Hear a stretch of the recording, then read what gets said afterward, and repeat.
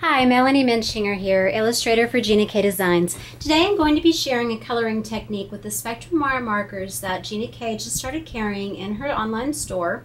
I'm also going to be using the Stately Flowers set. This is a poppy from my original, and I'm going to be making it blue today. The other products and tools that you will need to create this card, in addition to the Stately Flowers set and a large block to stamp that flower, is some white cardstock. And I used Nestability to cut that out. Going to be using some black onyx ink to stamp the image and a little bit of the sweet corn just to sponge around that die. A sponge dauber. I got out the pattern paper today, so I'm using the Journey of the Heart, the plaid, and that beautiful script. I just think that script always looks so romantic on floral cards. And then the markers that I'm using, I have markers from the blue set, the TB1, TB3 and TB5, one marker from the yellow set, which is the GB5, and then two markers from the green set, the DG4 and DG3. And I'll continue to provide coordinating colors within the Copic spectrum for all of you who have been using Copic with me for a long time. All right, so I'm going to go ahead, excuse me for bumping that, I'm going to go ahead and stamp the image in the black onyx ink. So this works with the Spectrum Noir markers just like they do with Copics. Okay.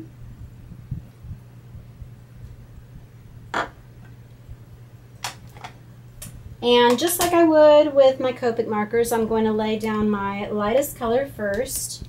So I'm going to go ahead, you see there's a chisel tip and a bullet tip. So it's a little bit different from the brush tip if that's what you're used to.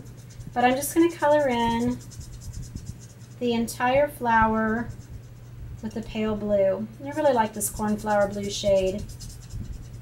So I'm coloring in circles, and you see how with alcohol markers it just fills right into a solid color. And just like with Copics, you can layer this to make certain areas a little bit darker of that same shade. If you go back in,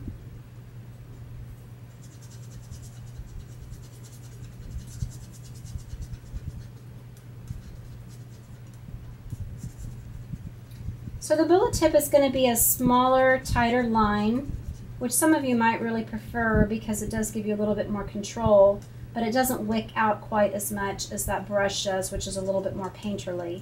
So you see I went over and just created that second shade there. And then you can do that on these little frills on the edges of the petal. Okay. Now we're going to take the darker blue, and instead of doing flicking strokes out, because like I said it makes a tighter line, I'm just going to fill in, just covering over where I have those darker lines in my image. Okay, so just into those darkest areas of the stamped image. And then I'm going to take that lighter shade and I'm just going to go over and blend that. So this has more alcohol in it, the lighter shade, and so that is what is doing the blending. And you can do that as long as you like, but see, it's really giving it a nice glow. And then I'll go in and I will trace some of those little veins up here. So you can layer these colors as much as you like. Let's go back in and do that edge.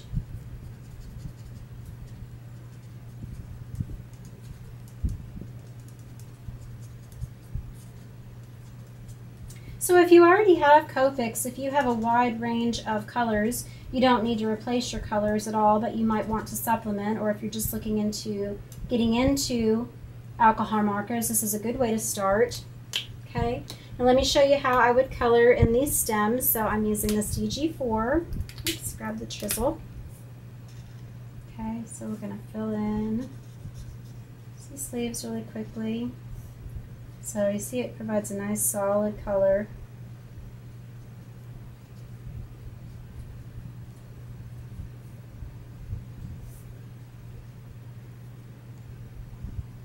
Okay, and then I'm going to add this darker green to the undersides.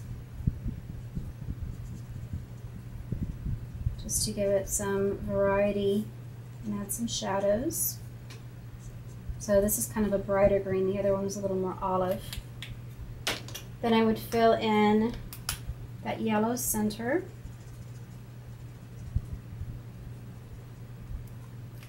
And finally, take the lightest one if you want.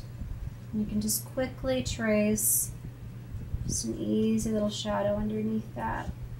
And this is the old style. These have a square barrel. These are the first ones I got, but I have some more on the way that have the hexagonal barrel, which is the second generation that Gina is carrying in the store, so I'll be able to show those to you very soon. Okay, just real simple. Let me go ahead and fill in this other flower very quickly.